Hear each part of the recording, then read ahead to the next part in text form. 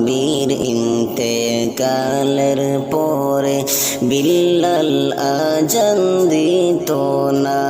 হায়রে নামাজে আসবেন না নবী, নামাজে আসবেন না নবী আমার আজান শুনিয়া। লা ইলাহা ইল্লাল্লাহ, লা ইলাহা ইল্লাল্লাহ, লা ইলাহা ইল্লাল্লাহ, লা ইলাহা ইল্লাল্লাহ।